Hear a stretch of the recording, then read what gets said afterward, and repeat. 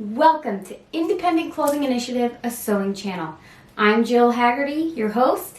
Let's get started. Today, I will take you with me through the planning and construction process of fancy evening wear, specifically for the Marine 246th birthday ball. Let's dive right in. Something that I've discovered is that one of my favorite parts of sewing is the planning. I've started to use these fashion drawing croquis to plan out my patterns, and I absolutely love it. After I made my own drawing, then I added some ideas of how I might want it to look. So here you can see I was playing with different sleeve types. I knew that this is kind of how I wanted the skirt to look, and I just wanted to see what it would look like. This is what I do after I've done it with the different tops. And I settled on this idea. So with this kind of map to what I was going to make, I took it and I started the process. When creating the pattern, I used existing patterns and made several adjustments for the top. This is what I look to include in the top part of my dress. See notes below. If you haven't self-drafted patterns before, using existing patterns and making adjustments is a great place to start. For the bottom, I looked online for a circle skirt tutorial. Here in the bottom part, these are the points that I really wanted to hit. After planning out and drafting the pattern for the top part of my dress, I made two mock-ups. The first one you can see here. One, the front was too low. Second thing that I noticed was that I felt like there was a little bit too much fabric here. When folding up the front of the dress, which can either be done in the front or in the back this way, and wrapping it, I knew I would most likely want the bow to be in the back, down the back of the dress. And as such, it wraps first to the front.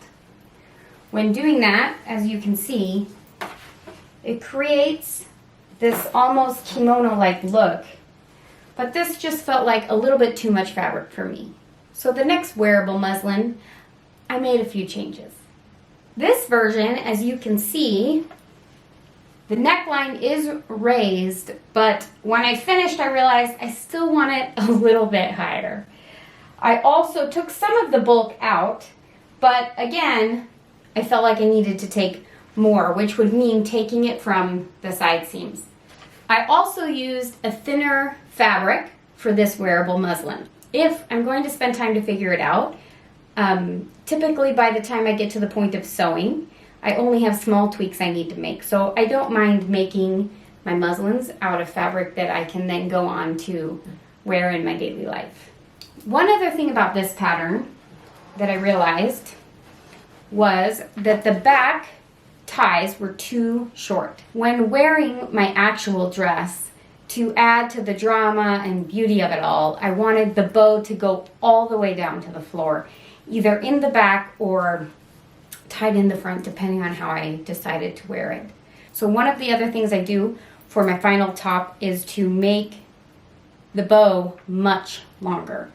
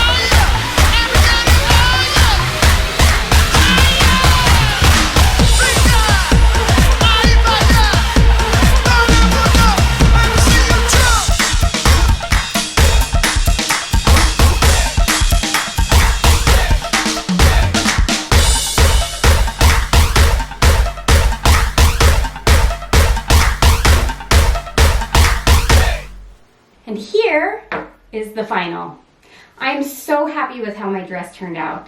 I love the embellishments, they made it very unique. I love the fabric, it made it feel glamorous.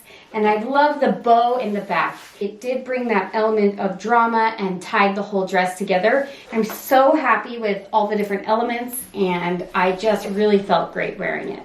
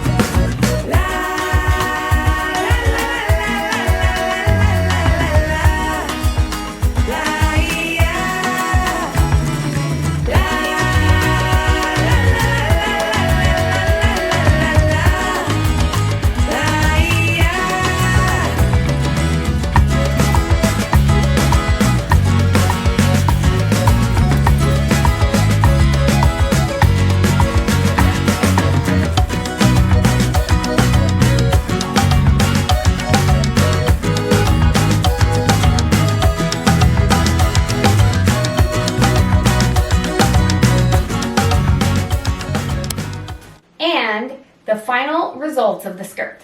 The skirt, I wanted it to flow and move with me as I danced on the dance floor. I wanted the color to be unexpected, and I really wanted it to accentuate my body in a positive way. I thought long and hard through the fabrics that I would use for the skirt. Knowing that it was going to be a circle skirt, I needed to pick a fabric that was inexpensive. I would need a lot of it. So I picked this bottom peach colored fabric here. Then I bought less of this top organza to just lay over and elevate the entire look. As such, it makes the skirt look more and feel much more expensive than it actually is. And the final results? Prepara